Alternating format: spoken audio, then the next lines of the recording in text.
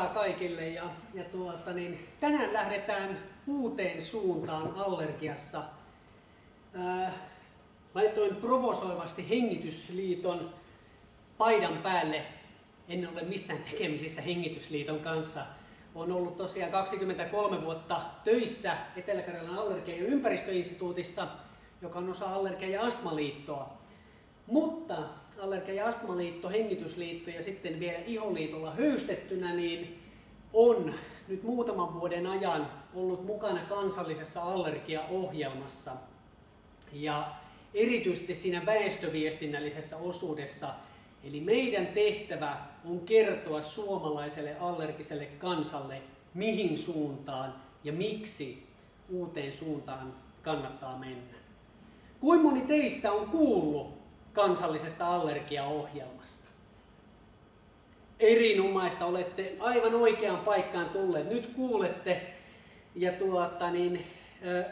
tämän tarkoituksena on nimenomaan perustella sitä, miksi ne aiemmin käytetyt strategiat ne eivät ole näyttäneet tuovan sitä toivottua tulosta ja miksi ollaan nyt ajateltu, että kenties valitsemalla hieman toisenlainen polku tulevaisuus voisi näyttää vähemmän herkältä.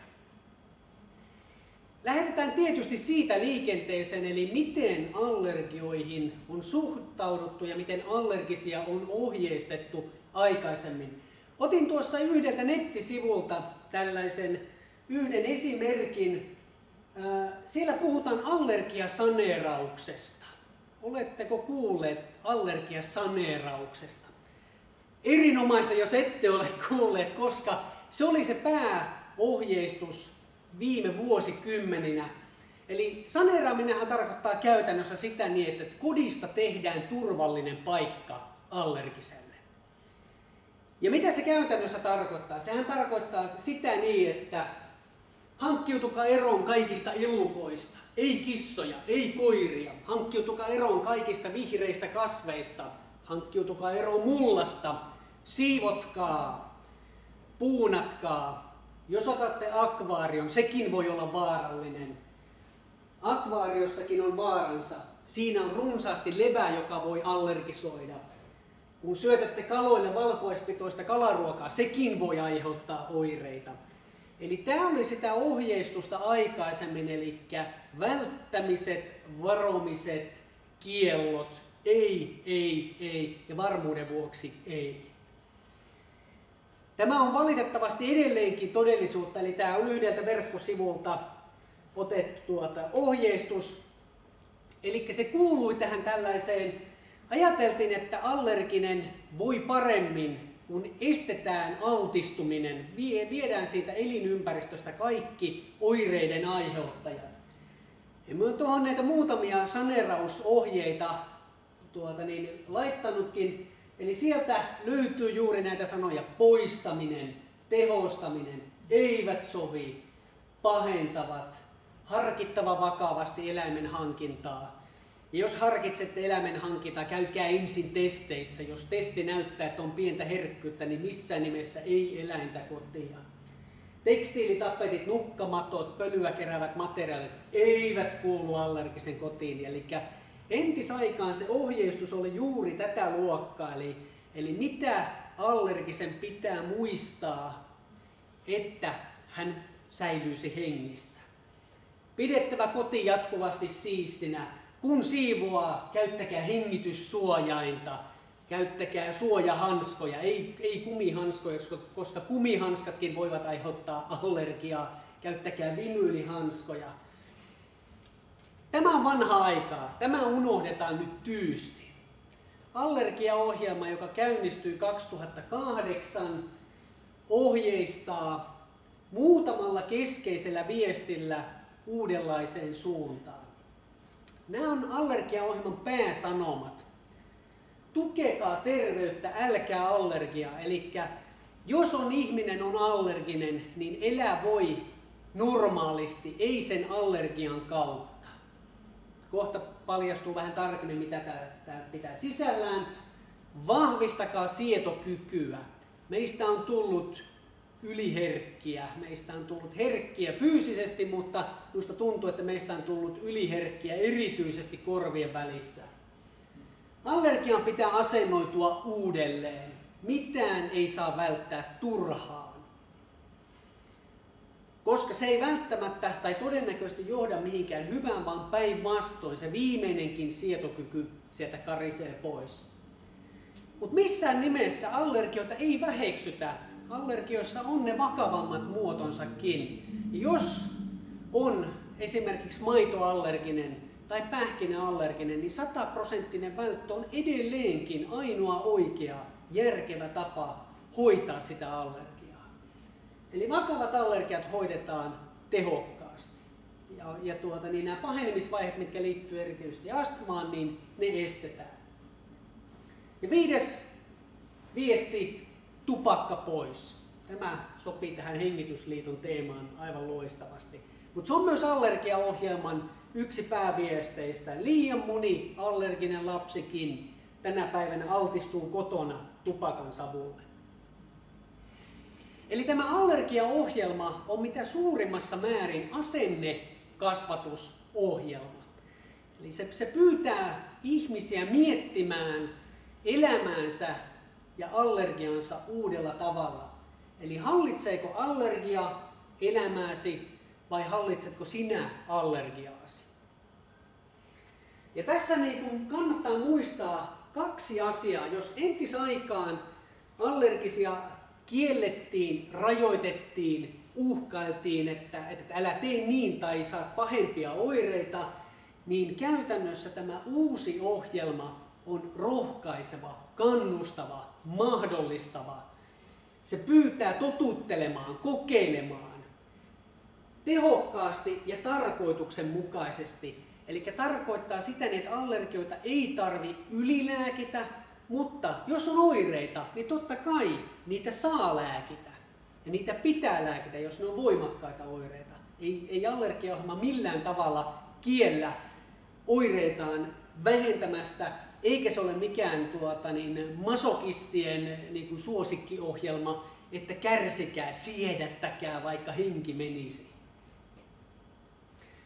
Ja allergiaohjelman oikeastaan se pääpointti on nimenomaan, siis se päätavoite, pitkän ajan tavoite on allergian ennaltaehkäisy. Vähentää allergian yhteiskunnallista ja yksilöllistä taakkaa tulevaisuudessa, koska nämä allergiat maksaa meille paljon ja ne koskettaa niin montaa ihmistä. No, tässä on sitten sellaisia yleisiä väittämiä, mitä kuulen hyvin usein, kun käyn puhumassa allergiaohjelmasta.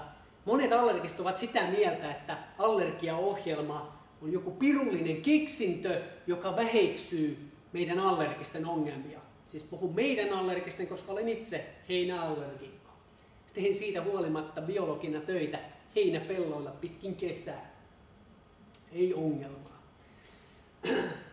Ja nämä väittämät on yleensä sellaisia, että me ihmettelen, että mistä allergiset ovat sitten saaneet tietonsa allergiaohjelmasta, koska allergiaohjelma ei millään tavalla väheksy allergisten ongelmia, vaan päinvastoin haluaa kannustaa allergisia pärjäämään sen allergian kanssa paljon paremmin. Ja me on tullut siihen johtopäätökseen, että osa allergisista on sellaisia, että he eivät halua parantua. He eivät halua menettää sitä erikoisominaisuuttaan, joka sen allergian kautta tulee. Heillä on ruoka-ainerajoituksia tai heillä on jotakin muuta, jonka johdosta he saavat erityiskohtelua. Ja kun tällaiselle ihmiselle sanoit, että kuulkaa, te voitte elää ihan normaalia elämää siitä allergiastaan huolimatta, niin nämä ihmiset sanovat, että ei kuulkaa, se tuu kuuloonkaan. Mikä kertoo siitä, että allergiaohjelmassa mennään ihan uuteen suuntaan? Siitä hyvä loistava esimerkki seisoo teidän edessänne. Minä olen allergiaohjelman väestöviestintähankkeen projektipäällikkö. Vastaan siis allergia-sanoman viemisestä Suomen kansalle. Enkä ole lääkäri, enkä ole sairaanhoitaja, enkä ole terveydenhoitaja. En ole minkään sortin lääketieteilijä, vaan olen pesun kestävä biologi. Mutta ei niin kiinnosta, miten ihmiselle käy päässä, että perhosilla menee hyvin. No, perhoset kertovat paljon ympäristön tilasta. Ja silloin kun perhosella menee hyvin, niin myös meillä ihmisillä menee hyvin. Siksi perhoset ovat niin tärkeitä. Eli olen luonnontieteilijä. Olen työskennellyt pitkään Etelä-Karjalan allergia- ja ympäristöinstituutissa. Ja nyt huomionarvoista tässä allergiaohjelman näkökulmasta on se, että meidän instituutin nimessä yhdistyy 2 sanaa, allergia ja ympäristö. 80-luvulla, kun instituutti perustettiin, niin nämä 2 asiaa eivät liittyneet juuri millään tavalla toisiinsa. Tänä päivänä tiedetään, että ne eivät eroa millään tavalla toisistaan. Ja tässä luennossa kerron teille miksi. No, me ollaan instituutissa seurattu jo pitkään ihmisen ja luonnon välistä vuoropuhelua. Miten se toimii? No eihän se toimi. Käytännössä kaikki, mitä teemme oman hyvinvointimme lisäämiseksi, se valitettavasti aika usein näkyy sitten luonnon pahoinvointina. Luonto saastuu, elinympäristöt tuhoutuu, monimuotoisuus kärsii, lajeja häviää. No sieltä on aika lyhyt matka sitten siihen, että kun luonnolla menee huonosti, niin myös ihminen kärsii. Ihminen kärsii yhdyskuntaelämän saasteista, siitepölyistä. Saasteet pahentaa siitepölyjen terveyshaittoja. Ja sitten tänään meidän varmaan keskeisin sisältö liittyy tähän kadonneeseen luontoyhteyteen. Et silloin tullaan allergiaohjelman ytimeen. Eli miksi ihminen oikeasti kuuluu sinne luontoon? Ja mitä tapahtuu, kun ihminen irtautuu siitä luonnon viitekehyksestä? No joo, jos saisimme ratkaista maailman ympäristöongelmat, niin meidän tarvitsisi puuttua vain yhteen asiaan. Se on kuvattu tuossa. Siinä on maapallon väkiluku. Kun minä synnyin 17. heinäkuuta 1971, me oli maapallolla 3 miljardis, olin 3 miljardis 772 miljoonas 366 854 ihminen. Tänä päivänä maapallon väkiluku on luokkaa 7,2 miljardia, eli minun elinaikana maapallon väkiluku on jotakuinkin kaksinkertaistunut.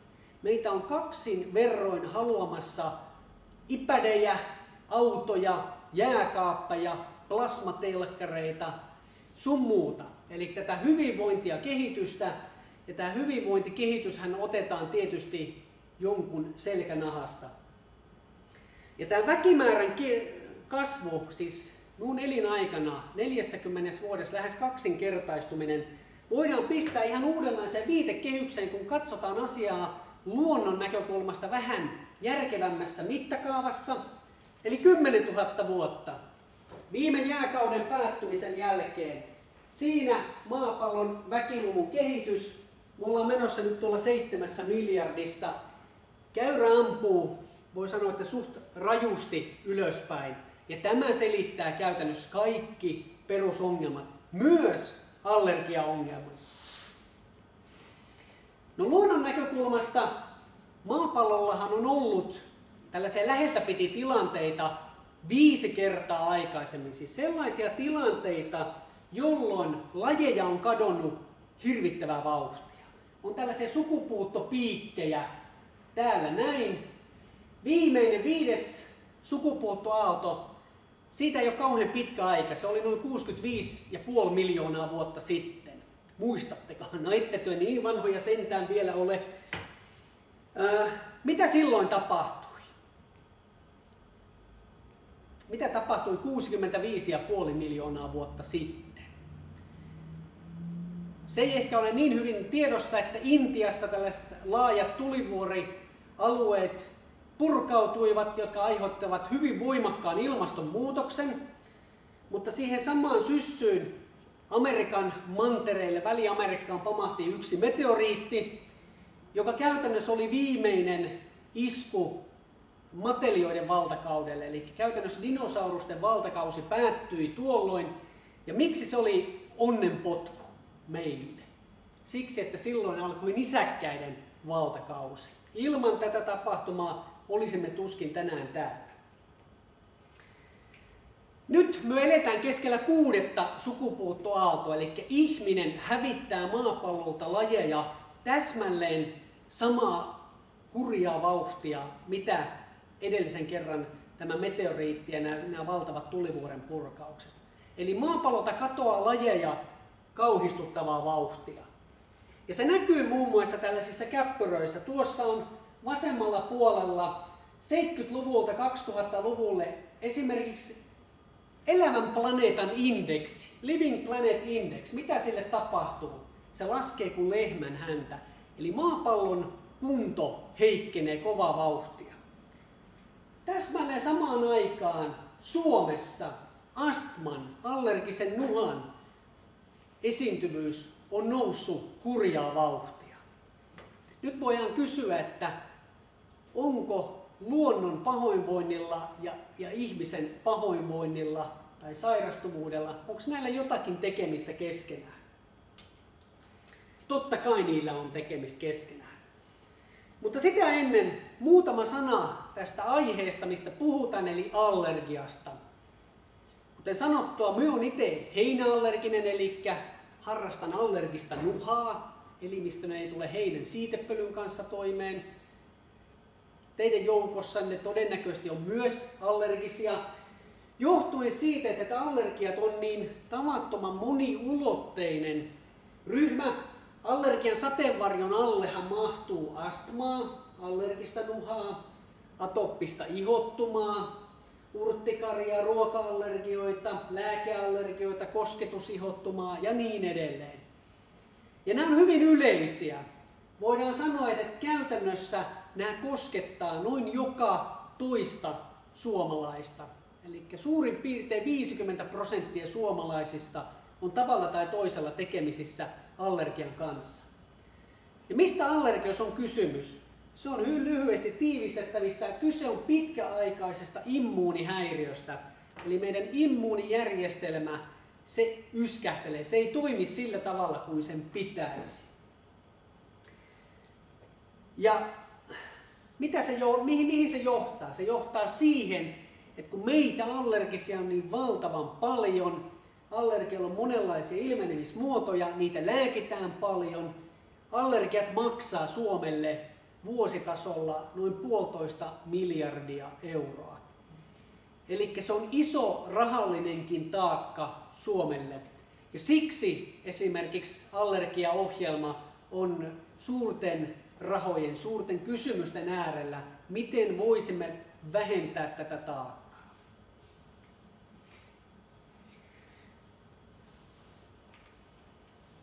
Meillä on aivan loistava malli siihen, tai tällainen esimerkkitapaus, missä ei tunneta oikeastaan sellaista asiaa kuin allergiaa. Ja meidän ei tarvitse siirtyä kuin itärajan yli, Venäjän puolelle. Jostakin syystä siinä kun raja ylittyy, allergiat katoaa. Puhutaanpa sitten koivuallergiasta, heinäallergiasta, kissa-allergiasta tai mistä tahansa allergiasta. Tämä ei johdu siitä, että venäläiset lääkärit eivät tuntisi allergiaa. Tässä on tehty yksi sellainen mielenkiintoinen tutkimus Joensuun alueella ja Pitkärannassa. Tutkittu väestöä ei kysymällä, että oletteko allergisia, vaan ottamalla verinäytteitä. Tutkimalla verinäytteistä näitä IgE-vasta-aineita, siis niitä vasta-aineita, jotka välittävät näitä allergiareaktioita. Jos katsotaan tosiaan esimerkiksi vaikka koivuallergisia, niin Suomen puolella suomalaiset on esitetty sinisellä, venäläiset punaisella. 40-luvulla syntyneitä, 50-luvulla syntyneitä, 60-luvulla, 70-luvulla ja viimeiset 80-luvulla syntyneitä. Jos olet venäläinen, 40-luvulla syntynyt tai 80-luvulla syntynyt, 100 ihmisestä alle 5 on koivuallergisia. Heitä on siis siellä, mutta heitä on vähän. Mutta Suomen puolella suomalaiset pärjäsivät 40-luvulla vielä hyvin venäläisille, mutta tänä päivänä he eivät pärjäisi enää. Nimittäin nuorimmat ikäluokat suomalaisista 100 ihmisestä 25 on jo koivuallergisia. Sama juttu, heinäallergisia melkein 25, kissa-allergisia 20. Eli tämä maiden välinen ero repeää koko aika suuremmaksi, mitä nuorempiin ikäluokkiin tullaan. Ja se 1000 taalan, vai oliko se 1,5 miljardin euron kysymys on, miksi suomalaiset ovat herkkiä ja venäläiset eivät?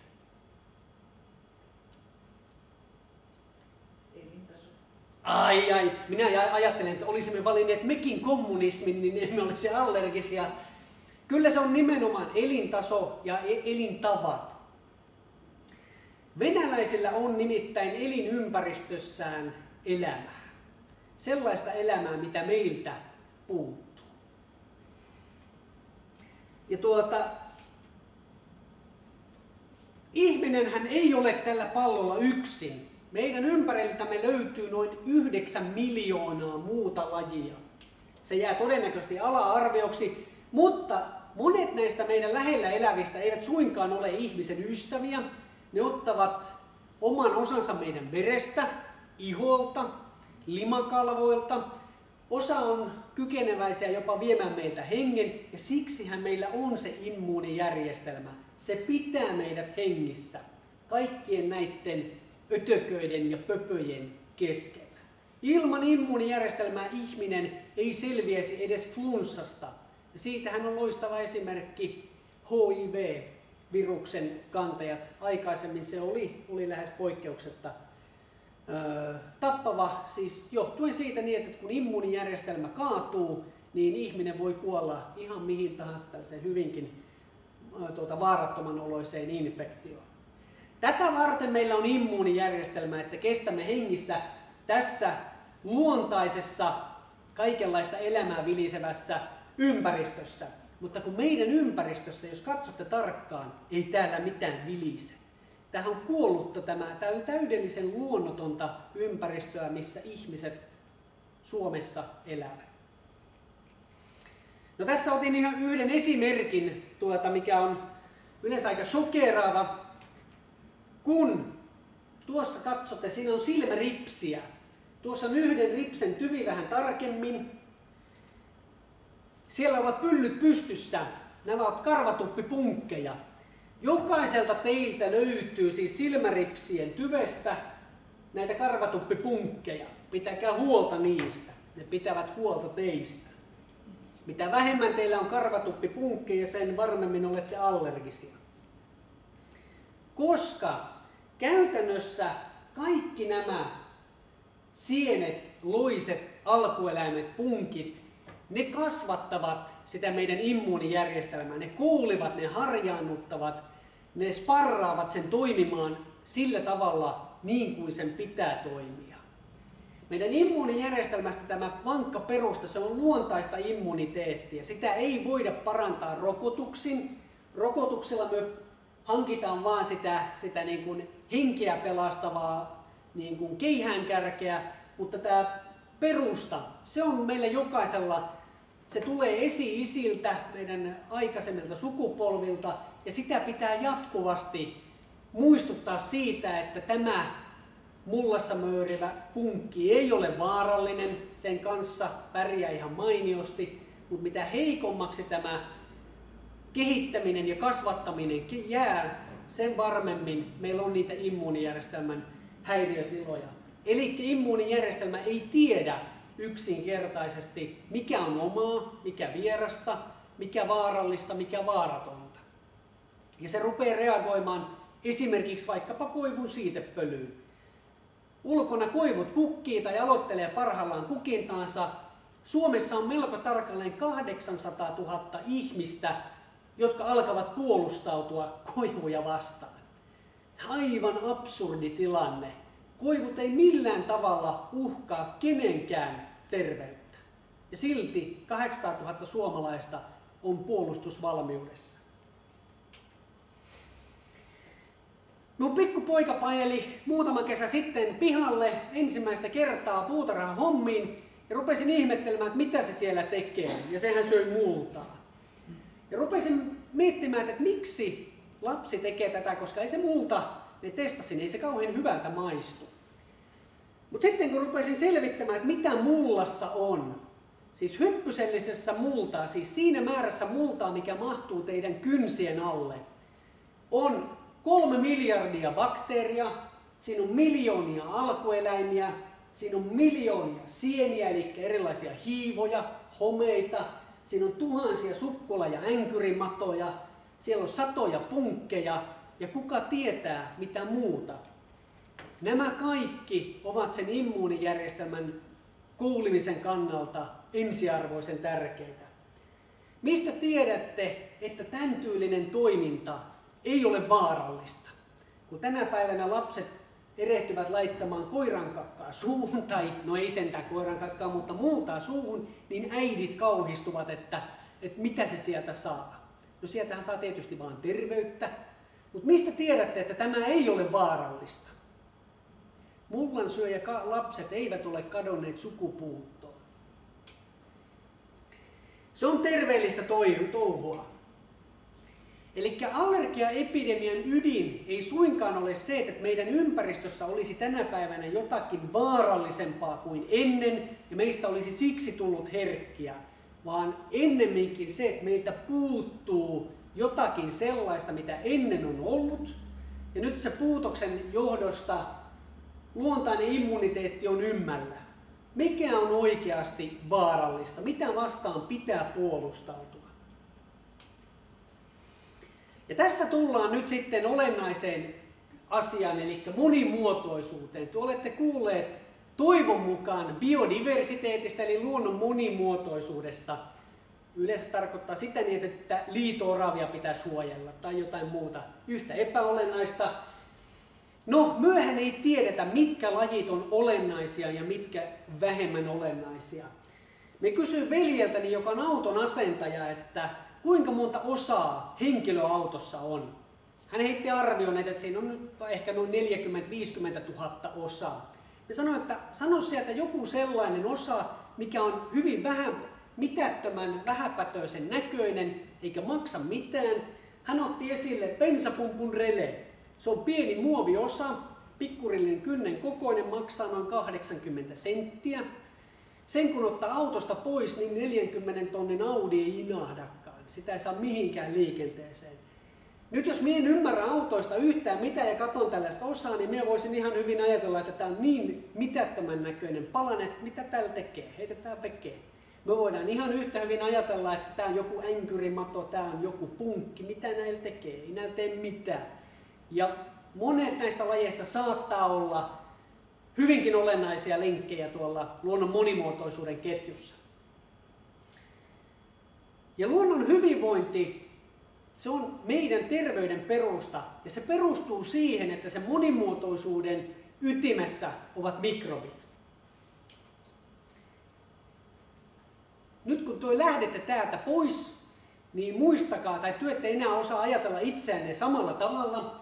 Nimittäin jokaisessa teissä olette itse vähemmistöosakkaana. Ihmisessä on noin 10 biljoonaa solua. Näistä soluista 10% on ihmisen soluja. Jokaisessa teissä 90% soluista on ihan jotakin muuta. Ne ovat bakteereja, arkkeja, viruksia, hiivoja, yksisoluisia, loisia ja niin edelleen. Eli suurin osa teistä on ihan muuta elämää kuin teitä itseänne. Ja tässä on otettu esimerkkinä nämä bakteerit.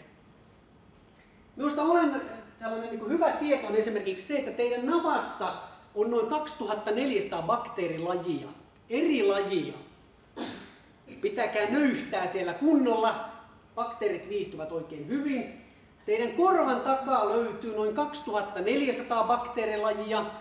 Ne on eri lajeja suurimmalta osalta, mitä navasta löytyy. Teidän sieraimista löytyy 2260 bakteerilajia. Teidän suusta löytyy 8000 bakteerilajia. Teidän suolistosta löytyy 33 000 bakteerilajia. Siis näiden mikrobien ylivoima on häikäisevä. Elikkä kun saunan jälkeen tekee mieli esimerkiksi pieni raikastava hörppy mallasta, niin miettikää, onko se teidän oma toiveenne vai teidän mikrobit siellä huutavat, että nyt mies kaljaa koneeseen. Tämä käytännössä nyt vain on niin, että ihmisestä vain 10% on ihmistä ja 90% on ihan jotakin muuta. Se on luonnon monimuotoisuutta. Ihminen on siis vain ja ainoastaan monimuotoinen bakteerien kasvatus- ja kantoalus. Ja me ollaan ennen aikaan ajateltu niin, että ne ovat vain tällaisia viattomia mukana kulkijoita, mutta siitä ei todellakaan ole kysymys. Ihmisen omien solujen DNA, siis se meidän perimä, keskustelee tämän rajapintojen DNAn, eli kaikki mitä sieltä suolen, ihon, hengitysteiden pinnalta löytyy näitä muita olioita, niiden DNAn kautta luonnon monimuotoisuuden kanssa. Eli tässä on aivan suora ketju siihen, miten ihminen on osa luontoa. Ja se, miksi meistä on tullut niin allergisia, johtuu siitä, että me ollaan käytännössä katkottu tätä ja tätä väliä. Ensinnäkin me käytetään hirvittävät määrät käsidesiä ja muita puhdistusaineita, että me hävitetään meidän iholta tätä mikrobiotan DNAta, siis niitä mikrobeja. Ne on meidän kavereita, eli hankkiutuko niistä eroon. Koska mitä yksipuolisemmaksi se porukka käy, niin sen varmemmin meidän immuunijärjestelmä on ymmällä. Se ei tiedä, kun sieltä ne hyvät kaverit on hävinneet, niin miten toimia.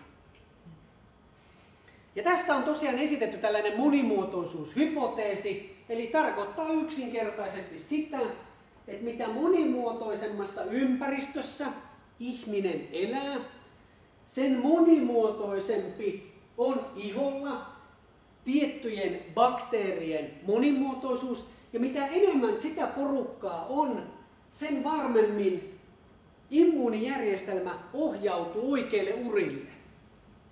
Ja taas tietysti päinvastoin, kun me köyhdytetään sitä meidän elinympäristöä, samalla köyhtyy myös se meidän navan mikrobilajisto ja siitä seuraa näitä immuunijärjestelmän ongelmia. Ja miksi tämä asia oikeastaan on niin tavattoman tärkeä ja miksi meillä on jo aika vankka epäilys siitä, että ne menee juuri näin? Koska allergia ja astma eivät suinkaan ole ainoita immuunijärjestelmän häiriötiloja, jotka yleistyvät hyvinvoinnin, kehityksen, elintason kohoamisen myötä. Eli tässä sivilisaatiosairauksien joukossa sieltä löytyy keliakia, sieltä löytyy Crohnin tautia, sieltä löytyy Alzheimeria, liikalihavuutta, diabeettista, joitakin syöpätyyppejä, masennusta. Eli näiden kaikkien taustalla todennäköisesti yksi ja sama asia.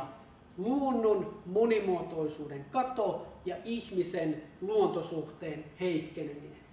Mutta miksi tämä asia ei herätä sitten niin kauhean paljon kiinnostusta, johtuu tietysti siitä, että nämä eivät ole niin kauhean mediaseksikkäitä sairauksia, vaan ne ovat näitä tällaisia hitaasti hivuttavia, kroonisia, yleensä lieväoireisia, mutta yleensä koko elämän kestäviä ongelmia. Ja tämä biodiversiteettihypoteesi tarkoittaa käytännössä sitä, mistä lähdin aluksi liikenteeseenkin, kun väestömäärä kasvaa hirvittävää vauhtia, väki pakkautuu kaupunkeihin, yhä luonnottomampiin olosuhteisiin, se johtaa biodiversiteetin hupenemiseen, se johtaa siihen meidän mikrobimaailman köyhtymiseen, se johtaa immuunihäiriöihin, se johtaa tulehdukseen, se johtaa sairauteen. Sananmukaisesti luonnoton ympäristö, siis luonnoton, ei näy vihreää. Siinä näkymä Joutseno Citystä, ei sentään. Taitaa olla New Yorkista. Mutta kyllä myös sitä luonnottomuutta osataan Suomessakin harrastaa. Eli tässä näkyy tällainen oikein tyypillinen. Me vietetään 90% ajasta sisätiloissa, luonnottomissa sisätiloissa. Ja katson, että onhan siellä jotakin vihreää, ne on todennäköisesti tehty muovista. Ettei vaan tule mitään ongelmia, helppohoitoisia. Ja sitten tämä käsidesi-asia. Jos teillä jollakulla on kotona käsidesiä, siis desinfiointiainetta, heittäkää ne ongelmajätekeräykseen. Ennen osattiin tukea allergiaterveyttä. Meidän ei tarvitse palata, mitä nyt 60 vuotta, 50 vuotta taaksepäin. Me elettiin tällaista niin kuin agraariyhteiskunnassa. Ja meistä on tullut tosiaan evoluution näkökulmassa hyvin lyhyessä ajassa tällaisia sivistyneitä EU-kansalaisia, jotka lipittävät lattea tuolla toimistoissa tai kauppakeskuksissa. Eli tämä meidän elämäntapa, elintavat ja elinympäristö on tosiaan muuttunut hyvin radikaalisti 50-60 vuodessa. Ja voitte olla aivan varmoja, että teidän immuunijärjestelmä ei ole kestänyt perässä. Ei todellakaan. Se vie tuhansia ja tuhansia vuosia, että sen saa pikkuhiljaa 2000-luvulle päivitettyä. Sitä ei voi resetoida ihan tuosta vaan, että älä nyt reagoi koiran hilseeseen tai koivun siitepölyyn. Ne on ihan normijuttuja. Ohje, kuinka sitten vähentää allergiaongelmia, se on hyvin yksinkertainen. Takaisin luontoon. No, tämä ajatushan ei ole uusi. Jo valistusajan filosofit tiesivät, että yhteiskunta tekee meidät pahaksi ja luonto hyväksi, siis takaisin sinne. Niinpä meitä kannustetaan luontoon. Siis suomalaiset ovat monessa suhteessa aivan etuoikeutetussa asemassa tällä pallolla. Meillä on elintila, meillä on suht puhdasta luontoa. Meillä on myös metsiä. Sieniä löytyy syksyllä ja niinpä lehdetkin meitä kannustaa aina metsään. Tässä oli muutama vuosi sitten Iltalehti. Näin varaudut sienimetsän vaaroihin. Kun menette siis metsään, muistakaa käärmeet, metsästäjät, karhut, punkit, hirvikärpäset, superhyttyset, joista eilen varoiteltiin Ilta-Sanomissa. Elikkä tässähän se näkyy, tämä luonnottomuus. Elikkä meitä pelotellaan täydellisen harmittomilla luonnollisilla asioilla. Metsistä tehdään vaarallinen paikka, että siellä menettää henkensä. Ei siellä mitään terveyttä saa. Tai jos joku teistä erehtyi keräämään mustikoita, vaarallinen loinen uhkaa, ekinokokki, tällainen sinänsä kyllä oikeasti harmillinen, ja mutta eivät nuo ketut ripuloa meidän metsiä kaikkia siihen kuntoon, että mustikanpoimijat ekinokokin saisivat. No esimerkkinä myös sekin, että tässä vuodenvaihteessa Turun kaupunki uutisoi, että Turun kaupunki poistattaa kaikista kouluistaan viherkasvit. Miksi? Siksi, koska ne aiheuttavat sisäilmaongelmia. Täydellisen päätöntä ja turkulaista touhua.